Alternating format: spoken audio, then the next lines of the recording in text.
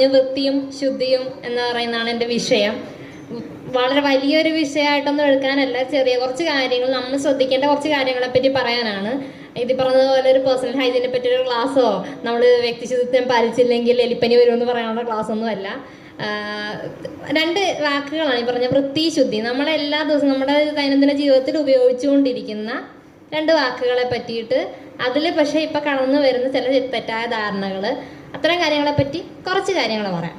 അപ്പം എന്താണ് വൃത്തി, എന്താണ് ശുദ്ധി? ഈ വാക്കുകൾ പ്രത്യേകിച്ച് പ്രശ്നങ്ങളൊന്നും തോന്നുന്നില്ലല്ലോ അല്ലേ നിങ്ങൾക്ക്? വൃത്തി ശുദ്ധി എന്ന് പറയുമ്പോഴത്തേന് പ്യൂരിറ്റി, ക്ലെൻലിനെസ് എന്ന് പറയുമ്പോൾ വൃത്തി, അതായത് അഴുക്കില്ലാത്ത അവസ്ഥ, അല്ലെങ്കിൽ അങ്ങനെ നമ്മൾ ക്ലീൻ ചെയ്യേണ്ട ഒരു അവസ്ഥയാണ് നമ്മൾ അങ്ങനെ പറയുന്നത്. അതായത് ഇപ്പോൾ തുണി അലക്കുക അല്ലെങ്കിൽ കുളിക്കുക, ഇത്തരം കാര്യങ്ങൾ നമ്മൾ വൃത്തിക്ക് വേണ്ടി ചെയ്യുന്ന കാര്യങ്ങളാണ്. ഇപ്പോൾ വീട് അടിച്ചു തുടച്ച് വൃത്തിയാക്കി, അല്ലാതെ നമ്മൾ ഇപ്പോൾ തുണി അലക്കി ശുദ്ധിയാക്കി എന്ന് പറയില്ലല്ലോ. അതുപോലൊരു വാക്കാണ് വൃത്തി. അത് കുറച്ചുകൂടെ ഫിസിക്കലായിട്ടുള്ള കാര്യങ്ങളുമായിട്ട് ബന്ധപ്പെട്ടതാണ്. നമ്മുടെ ഫിസിക്കൽ കണ്ടീഷനാണ് ഉദ്ദേശിക്കുന്നത്. ഇപ്പോൾ നേരത്തെ പറഞ്ഞ വീട് വൃത്തിയാക്കുക അതിൻ്റെ ഉദാഹരണമാണ്. ശുദ്ധി എന്ന് പറയുമ്പോഴത്തേന് അത് കുറച്ചുകൂടി ക്വാളിറ്റിയെയാണ് സൂചിപ്പിക്കുക. ഒരു വസ്തുവിൻ്റെ ശുദ്ധമായ രൂപം എന്ന് പറയുന്നതാണ് അതിൻ്റെ ആ പ്യൂരിറ്റി അല്ലെ പ്യൂരിഫൈഡ് ഫോം എന്ന് പറയുന്നത് ഉദ്ദേശിക്കുന്നത്. അതായത് ഇപ്പോൾ സ്വർണ്ണം എന്ന് പറയുന്ന ഒരു ലോഹമാണ്. അതിൽ മറ്റ് ലോഹങ്ങളോ അല്ലെങ്കിൽ മറ്റു കാര്യങ്ങൾ ചേർന്ന് കഴിയുമ്പോഴത്തേന് അതിൻ്റെ ശുദ്ധി നഷ്ടപ്പെട്ടിട്ട് മറ്റ് എന്താണ് നമ്മൾ പറഞ്ഞ അലോയ്സ്, അങ്ങനത്തെ പല സാധനങ്ങളൊക്കെ ഉണ്ടല്ലോ. അപ്പം അത്തരം കാര്യങ്ങളിലേക്ക് പോകും. ഇപ്പം സ്വർണ്ണം അങ്ങനെ പോകുന്നതല്ല, എന്നാലും സ്വർണ്ണത്തിനകത്ത് അത്തരം അശുദ്ധികൾ മാറ്റിയിട്ടാണ് നമ്മളിപ്പോൾ കോപ്പർ ചേർത്തിട്ട് അത്തരം കാര്യങ്ങൾ ചേർത്തിട്ട് അപ്പോൾ 916 എന്ന് പറയുന്നതൊക്കെ ഉണ്ടാക്കി വെക്കുമല്ലോ. അപ്പോൾ അതുപോലെ ശുദ്ധമായ സ്വർണം അല്ലെങ്കിൽ ഇപ്പം ശുദ്ധമായ പാല്, വൃത്തിയുള്ള പാൽ, അല്ലെങ്കിൽ സോപ്പിട്ട് തേച്ച് കുളിപ്പിച്ച പാലെന്നല്ല ഉദ്ദേശിക്കുന്നത്. ശുദ്ധമായ പാലെന്ന് പറയുമ്പോഴത്തേന് ഈ പറഞ്ഞ വെള്ളം ചേർക്കാത്ത ആ പ്യുവർ ഫോമിലിരിക്കുന്നത്, അതാണ് ക്വാളിറ്റിയെ ആണ് ശുദ്ധി എന്ന സാധനം കൊണ്ട് ഉദ്ദേശിക്കുന്നത്. അത് കുറച്ചുകൂടെ മോറലും ഫിസിക്കലും നമ്മുടെ കോൺസെപ്ച്വലായിട്ടുള്ളൊരു തോട്ടാണ് ശുദ്ധി എന്ന് പറയുമ്പോഴത്തേന്. പക്ഷേ ഈ രണ്ട് വാക്കുകൾക്കും ഇപ്പം നമ്മുടെ നിലവിലെ സാഹചര്യത്തിൽ ഒരുപാട് കുറച്ച് ഇമ്പോർട്ടൻസ് കൂടി വരികയാണ്. എന്താണെന്ന് വെച്ചാൽ ഇപ്പം വൃത്തിയുള്ളത് എന്നുകൊണ്ട് നമ്മൾ ഉദ്ദേശിക്കുന്നത് വെളുത്തത് അല്ലെങ്കിൽ ക്ലീൻ ആയിട്ടിരിക്കുന്ന, ഇപ്പോൾ ഒരു വൃത്തിയുള്ള ഹോട്ടൽ എന്നൊക്കെ പറയുമ്പോഴത്തേന് എന്തുകൊണ്ട് നമ്മുടെ മനസ്സിലേക്ക് ഒരു ആര്യാസോ അല്ലെങ്കിൽ ശരവണഭവനോ അത്തരം പോലുള്ള വെജിറ്റേറിയൻ ഹോട്ടൽസ്, അല്ലെന്നുണ്ടെങ്കിൽ അത്തരത്തിലുള്ള കുറച്ചുകൂടെ ജാതിയിൽ ഉയർന്ന ആളുകൾ അങ്ങനെ കുറച്ച് കൂട്ടം നടത്തിക്കൊണ്ടു പോകുന്ന സ്ഥാപനങ്ങൾ ഓടി വരുന്നു? എന്തുകൊണ്ട് ഈ പറഞ്ഞ സ്ട്രീറ്റിലെ തട്ടുകടകളെല്ലാം വൃത്തിയുള്ളതാണെന്നല്ല ഞാൻ പറയുന്നത്, പക്ഷേ അവിടെയും വൃത്തി സൂക്ഷിക്കുന്നവരുണ്ട്. ഗ്ലൗസ് ഇട്ട് പാനിപൂരി വിൽക്കുന്ന ഈ പറഞ്ഞതുപോലെ വൃത്തികളായിട്ട് കൊണ്ട് നടക്കുന്നവരും ഉണ്ട്. പക്ഷെ എന്തുകൊണ്ട് നമ്മുടെ മനസ്സിലേക്ക് ഇത്തരം കുറച്ചുകൂടെ ജാതിയിൽ ഉന്നതരായിരിക്കുന്നവർ, അല്ലെന്നുണ്ടെങ്കിൽ ഈ പറഞ്ഞ വെളുത്തവർ, അങ്ങനെയുള്ളവർ നടത്തിക്കൊണ്ടു പോകുന്ന ഒരു സാഹചര്യം, അല്ല അത് കുറച്ചുകൂടെ വൃത്തിയുള്ളതാണ് നമ്മുടെ മനസ്സിലേക്ക് കടന്നു വരിക. കുറച്ച് കറുത്തവൻ ഡാൻസ് കളിച്ചു കഴിഞ്ഞാൽ അത് വൃത്തികേടാണെന്നുള്ള ചിന്ത മനസ്സിലേക്ക് വരിക. ഇങ്ങനെ ചില വാക്കുകൾ നമ്മുടെ മനസ്സിലേക്ക് നമ്മളെ സ്വാധീനിക്കാൻ ചിലർ പടച്ചു വിടുന്നുണ്ട്. അപ്പം അതുപോലൊരു വാക്കാണ് ഈ പറഞ്ഞതുപോലെ. ഇപ്പം പല ഹോട്ടലുകളിൽ ഈ പറഞ്ഞ പോലെ വൃത്തി എന്ന് പറയുന്ന സ്ഥലം വൃത്തിയുള്ളതാണ്. ഈ പറഞ്ഞ പോലെ ബ്രാഹ്മണരുടെ ഹോട്ടലോ വെജിറ്റേറിയൻ ഹോട്ടൽസോ വൃത്തിയുള്ളതാണ് നമുക്ക് ഇങ്ങനെ വാദിക്കാൻ പറ്റില്ല. കാരണം നേരിട്ട് കണ്ടിട്ടുണ്ട് നമ്മൾ പലതും. ഈ സാമ്പാർ വിളമ്പുന്നവർ സാമ്പാറിൽ കുളിച്ച് നിന്നിട്ടാണ് സാമ്പാർ വിളമ്പുന്നത്. കൈ കഴുകിയിട്ട് പോയിട്ട് അതേ ഡ്രസ്സിൽ തന്നെ തേക്കും. ഞാൻ നേരിട്ട് കണ്ടിട്ടുണ്ട്. നമ്മൾക്ക് എന്തിനാണോ ഇവിടെ ഒക്കെ വന്ന് കയറിയത്, ഒരു ദോശ കഴിക്കാൻ വേണ്ടിയായിരിക്കും വന്നത്, പക്ഷേ ഭക്ഷണം പുറത്തു പോകും. അങ്ങനെ സാഹചര്യങ്ങളുണ്ട്. പക്ഷെ അത് തന്നെ നമുക്കൊരു ഇപ്പോൾ ഒരാളുടെ വീട്ടിൽ പോയി ഭക്ഷണം കഴിക്കാവുന്ന സാഹചര്യം എന്ന് പറയുമ്പോഴത്തേന് വൃത്തിയുള്ള സ്ഥലമാണോ എന്ന് ചോദിക്കുന്നത് ഇപ്പം നമ്മുടെ വീട്ടിലെ സാഹചര്യമുണ്ടോ എന്നുള്ളതല്ല അവർ ചോദിക്കുന്നത്. പറഞ്ഞതുപോലെ ഏതെങ്കിലും ഒരു കീഴ്ജാതിയിൽപ്പെട്ട അല്ലെങ്കിൽ തീരെ സമൂഹത്തിൽ താഴ്ത്തപ്പെട്ടുള്ള ആരുടെയെങ്കിലും വീട്ടിൽ നിന്നാണോ ഭക്ഷണം നിലത്തിരുന്ന് കഴിക്കേണ്ടി വരും? പറഞ്ഞാലോ എന്നും തുളച്ച് കുത്തിരുന്നൊരു നിലത്തിരുന്ന് ഭക്ഷണം കഴിക്കാൻ നമ്മൾ മടിക്കേണ്ട ആവശ്യമില്ല. പക്ഷെ അത് തന്നെ പൊടി പിടിച്ച് കിടക്കുന്നൊരു മേശപ്പുറത്തിരുന്ന് കഴിക്കുന്നതിനേക്കാൾ ഭേദം അതാണെന്ന് നമ്മൾ ചിന്തിക്കുന്നുമില്ല. അപ്പം അത്തരത്തിലുള്ള സാഹചര്യങ്ങൾ. അതുപോലെ തന്നെ ഈ ശുദ്ധി എന്നൊക്കെ പറയുമ്പോഴത്തേക്കും ഇപ്പം അമ്പലത്തിനകത്തേക്ക് കയറാനായിട്ട് സ്ത്രീകൾ പീരീഡ്സ് ആയിരിക്കുന്ന സമയത്ത് അമ്പലത്തിൽ കയറാൻ പാടില്ല. പക്ഷെ അവിടെ ഈ വഴി നടക്കുന്ന പട്ടിക്കും പൂച്ചയ്ക്കും പ്രാവ് കയറി കൂട് വയ്ക്കുന്നുണ്ട്, വവ്വാലുകൾ കയറി അവിടെ കൂട് വയ്ക്കുന്നുണ്ട്. അതൊന്നും ആർക്കും ഒരു പ്രശ്നമല്ല.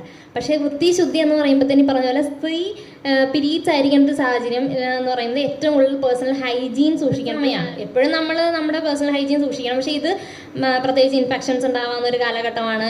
അപ്പോൾ ഇതിനെല്ലാം മറന്നുകൊണ്ട് നമ്മൾ ഇവരെ നേരത്തെ തീണ്ടാരിപ്പുരകൾ എന്നൊക്കെ പറഞ്ഞുള്ള സാഹചര്യങ്ങളുണ്ടല്ലോ. ഈ പറഞ്ഞ ഏതെങ്കിലും ഒരു ഇരുട്ട് പിടിച്ച വീട്ടിലെ ഏറ്റവും മോശമായിട്ട മുറി, ഇരുട്ട് പിടിച്ച ഒരു മുറിയായിരിക്കും ഇവർക്ക് വേണ്ടിയിട്ട് മാറ്റി വയ്ക്കുന്നത്. അവിടെ ഈ പറഞ്ഞതുപോലെ ഇഴജന്തുക്കൾക്ക് ഉൾപ്പെടെ കയറി ഇറങ്ങാൻ പറ്റുന്ന ഒരു സാഹചര്യമായിരിക്കും. അവിടെ അവരുടെ സുരക്ഷയും അല്ലെങ്കിൽ അങ്ങനത്തെ സാഹചര്യങ്ങളൊന്നും നോക്കാതെ ഇവരെ കൊണ്ടുപോയി, കാരണം ഇവരെ അശുദ്ധിയായിട്ടാണ് കാണുന്നത് ആ ഒരു കാലഘട്ടത്തിൽ. ഒരു 7 ദിവസം ഈ പെൺകുട്ടികളെ, ഒരു പ്രായം കഴിയുന്ന പെൺകുട്ടികൾ അനുഭവിക്കുന്ന കാര്യങ്ങളാണിതെല്ലാം. ഇപ്പോഴും ഇതൊക്കെ നമുക്കിടയിലുണ്ട്. അതായത് ഇത് സ്വയം അംഗീകരിച്ചുകൊണ്ട് ജീവിക്കുന്ന സ്ത്രീകളുണ്ട്. ഇതാരും പുരുഷന്മാരല്ല ഒരു ഒട്ടുമുക്കാൽ പെണ്ണുങ്ങളെയും കൊണ്ടുപോയി ഇവിടെ മാറ്റി നിർത്തുന്നത്. അതാരായിരിക്കും? വീട്ടിലെ മുതിർന്ന സ്ത്രീകളായിരിക്കും. പെൺകുട്ടി പ്രായം മാറ്റി കിടത്തണം, കട്ടിലെ കിടത്താൻ പറ്റില്ല, ബെഡേ കിടത്താൻ പറ്റില്ല, നിലത്ത് പാവരിച്ച് കിടന്നോണം, അല്ലെങ്കിൽ ഇന്ന സ്ഥാനത്ത് തുടരുത്, അടുക്കളയിൽ കയറരുത്, കട്ടനെ പിടിക്കരുത്.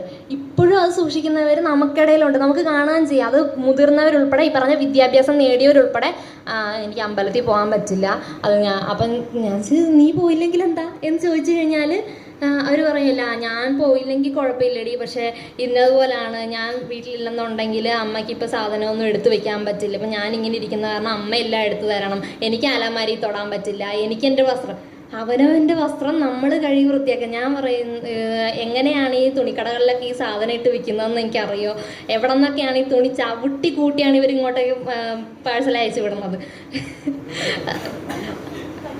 ഞാൻ എൻ്റെ കടയുടെ കാര്യമല്ല പറഞ്ഞത്, അവിടെ ഒരു നോട്ടം അതല്ല പറഞ്ഞത്. അതായത് നമുക്ക് പാഴ്സൽ എത്തിക്കുന്നിടത്ത് നമുക്ക് കാണാവുന്നതാണ്. അത്യാവശ്യം ഇങ്ങനെ 1-2 പീസ് തുണിയല്ല അവിടെ എല്ലാം വന്ന് കൂടുന്നത്, ഡംപ് ചെയ്യാണ് കൊണ്ടുവന്നത്. ഇതെല്ലാം ആരൊക്കെ കയ്യിലൂടെ കടന്ന് വരുന്നതാണ്. അപ്പോൾ അത്തരം സാഹചര്യങ്ങളെ എന്നും ഇവർ അശുദ്ധിയായിട്ടോ വൃത്തിഹീനമായിട്ടോ കാണുന്നില്ല. നമ്മൾ എന്നും കണ്ടുവരുന്ന കുറച്ച് സാഹചര്യങ്ങൾ ഇപ്പോഴും അശുദ്ധിയായി കണ്ടിട്ട് സ്ത്രീകൾക്ക് ഇപ്പോഴും അമ്പലത്തിൽ കയറാൻ പറ്റില്ല. അല്ലെങ്കിൽ ശുദ്ധി കലശം എന്ന് പറയുന്ന ഒരു സാധനം ഇപ്പോഴും ആളുകൾ നടത്തിക്കൊണ്ടിരിക്കുക. പട്ടി അമ്പലത്തിനുള്ളിൽ കയറി നടന്നു, അതായത് അത്രയും ദിവസം ചുറ്റുപാട് നടന്നതാണ്, അമ്പലത്തിൻ്റെ അകത്തോട്ടുകൂടെ കയറി, അപ്പം ശുദ്ധികലശം വേണം. എല്ലാ ദിവസവും പട്ടി കയറി കഴിഞ്ഞാൽ എന്ന് ഒരു ശുദ്ധികലശം നടത്തുമെന്ന് അറിയാൻ വയ്യ. ഇത് ആരെങ്കിലും കണ്ടെങ്കിൽ ഇതിനൊക്കെ പ്രശ്നമുള്ളൂ.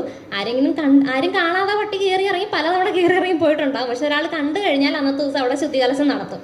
അപ്പം ഇതൊക്കെയാണ് ശുദ്ധി, വൃത്തി, ഇത്തരം സാധനം. ഇപ്പം നമുക്കിപ്പോൾ കാണാം ഏറ്റവും കൂടുതൽ ഇപ്പോൾ വന്നിരിക്കുന്നത് സുരേഷ് ഗോപി നമ്മുടെ ഒക്കെ മനസ്സിൽ ഒരു വലിയ നായകനായിരുന്നു ഒരു കാലഘട്ടത്തിൽ.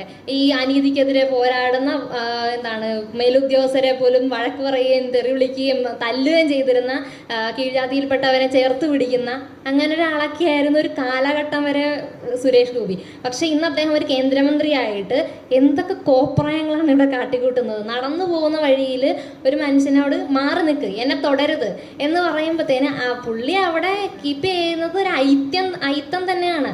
നമ്മുടെ മൗലികാവകാശങ്ങളെ ഹനിക്കുന്ന തരത്തിലാണ് പുള്ളിയുടെ പ്രവർത്തനങ്ങൾ. നമ്മുടെ ഭരണഘടനയെ തന്നെ ചോദ്യം ചെയ്യുന്ന തരത്തിലാണ് പുള്ളിയുടെ പ്രവർത്തനങ്ങൾ. ഇതെല്ലാം നമുക്കുള്ളിലേക്ക് കടന്നു വരും. പക്ഷെ നമ്മൾ ഈ പറഞ്ഞ പോലെ പ്രീണന നയം തന്നെയാണ് ഇതിനൊക്കെതിരെ എടുത്തുകൊണ്ടിരിക്കുന്നത്. അതായത് അയാൾ എന്തെങ്കിലും പൊട്ടത്തരം കാണിച്ചിട്ട് പോട്ടെ, നമ്മളതിനെ ശ്രദ്ധിക്കേണ്ട ആവശ്യമില്ല, നമ്മൾ കാണിക്കും. പക്ഷെ ഇതിനൊക്കെ ചോദ്യം ചെയ്യാൻ ആളില്ലാത്തടത്തോളം ഇതെല്ലാം കൂടി വരികയാണ്. അപ്പോൾ ഇത്തരം കുറച്ച് കാര്യങ്ങൾ, അതായത് ഇതാണ് പറയുന്നത്, നമ്മളെ ആളുകളെ മാറ്റി നിർത്തി പോകാന്ന് പറയുന്നത് മനുഷ്യന്മാരെന്താ വല്ല വൃത്തികെട്ട സാധനങ്ങളുമാണോ? പറഞ്ഞ പോലെ കുളിക്കാതെയും നനയ്ക്കാതെയും പോകുന്ന ഒരാളെ കാണുമ്പോൾ നമ്മൾ ചിലപ്പം മൂക്ക് പൊത്തിയെന്നിരിക്കും, അയാളിൽ നിന്ന് നമുക്ക് രോഗം പകരാനായിട്ട് സാഹചര്യം ഉണ്ടെന്ന് വിചാരിക്കാം. പക്ഷെ അതല്ല, ഒരു പൊതുവേദിയിൽ വന്നിട്ട് ഇവരോട് ഇൻട്രാക്ട് ചെയ്യാൻ വന്നവരോട് മൈക്കുമായിട്ട് എന്നെ വന്ന് തൊടരുത്, അല്ലെങ്കിൽ എൻ്റെ ദേഹത്ത് തൊടാനുള്ള സാഹചര്യം ഉണ്ടാക്കരുത്, ഭക്ഷണം കൊണ്ടുവന്ന് കൊടുക്കുന്ന ഒരാൾ തൊട്ടു എന്നതിൻ്റെ പേരിൽ ഭക്ഷണ സാധനം എടുത്ത് ഇലയിൽ നിന്ന് മാറ്റി വയ്ക്കുക. ഇതൊക്കെ എന്ത് തരം വൃത്തിയും ശുദ്ധിയാണ് ആളുകൾ ഉദ്ദേശിക്കുന്നത്? ഇതൊക്കെ ആളുകൾ സ്വീകരിക്കുന്ന ഏത് തരത്തിലാണ്? ഇതെല്ലാം നമുക്ക് ശാസ്ത്രബോധമുള്ളവരാണെന്നിരിക്കെ നമ്മൾ ഇതിനെയൊക്കെ ഒന്ന് ആലോചിക്കണം. അതായത് ഇത്രയും ചെറിയ വാക്കുകൾ പോലും നമ്മുടെ ഉള്ളിലേക്ക് എങ്ങനെയാണ് സ്വാധീനം ചെലുത്തുന്നത്?